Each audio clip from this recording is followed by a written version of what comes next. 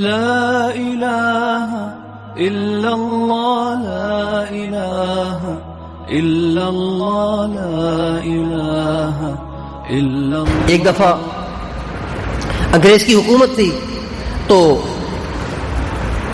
فسادات کا دور چل رہا تھا، تو انگریزوں کی طرف سے کوئی نظام الدین کی جو مسجد ہے نا، تبلیغ کی جو مسجد ہے نظام الدین بنگلے والی مسجد، اس کی دیوار کو نقصان ہوا. فسادات میں انگریزوں کی طرف سے جو فسادات چل رہے تھے اس میں دیوار کو نقصان ہوا، دیوار گر گئی. اچھا، اللہ کی شان، اسی دن لندن میں اللہ کی طرف سے ان پر آفت آ گئی. اللہ کی طرف سے ان پر کوئی عذاب آ گیا، آفت آ گئی. تو مولانا الیاس صاحب فرمانے لگے انہوں نے ہماری دیوار کو گرایا، ہم نے ان کے شہر کو گرا دیا. انہوں نے ہماری دیوار کو گرایا، ہم نے ان کا شہر گرا دیا.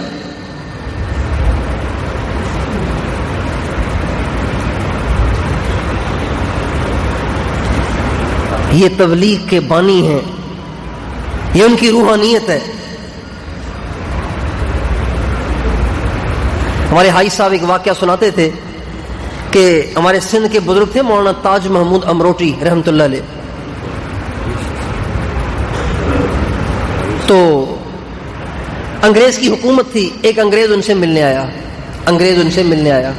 تو حضرت نے ایک پیاز منگوایا، پیاز بسردی پتی، ایک پیاز منگوایا. اس کو منگوا کے چھری سے اس کے 2 ٹکڑے کیے اور اس کو دکھایا 2 ٹکڑے. پھر فرمایا مطبخ سے پیاز کی پوری بوری لے کر آ جاؤ. جب سلی ہوئی بوری لے کر آئے نا، مطبخ سے پیاز کی پوری سلی ہوئی بوری، سلی ہوئی وہ لے کر آئے اور اس کو کھولا تو سارے پیاز 2 ٹکڑے ہوئے پڑے تھے. سبحان اللہ. سارے پیاز 2 ٹکڑے ہوئے پڑے تھے. پھر مولانا تاج محمود امروٹی رحمۃ اللہ علیہ اس انگریز سے فرمانے لگے اگر ہم چاہیں تو تجھے ایک کو قتل کریں تو ساری دنیا کا انگریز قتل ہو جائے، مگر ہم اس طاقت کو استعمال نہیں کریں گے، اس لیے کہ اللہ کی مشیت نہیں ہے، اللہ نہیں چاہتے.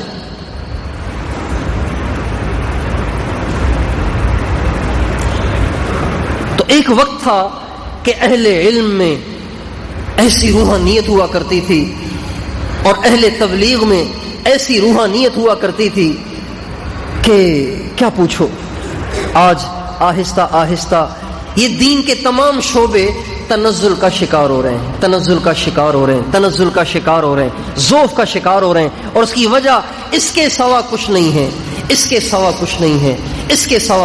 ہے کہ اہل اللہ کی صحبت میں کوتاہی ہے اور ذکر اللہ میں کوتاہی ہے.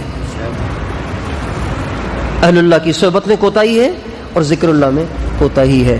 آپس کا انتشار، خلفشار اور تفرقہ، اس کا سبب بھی یہی ہے.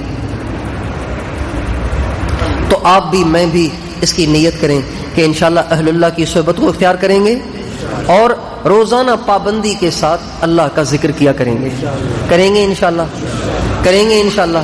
روزانہ اللہ کا ذکر کریں گے نا، ورنہ آپ کی گاڑی چاہے کتنی مضبوط ہو نہیں چلے گی.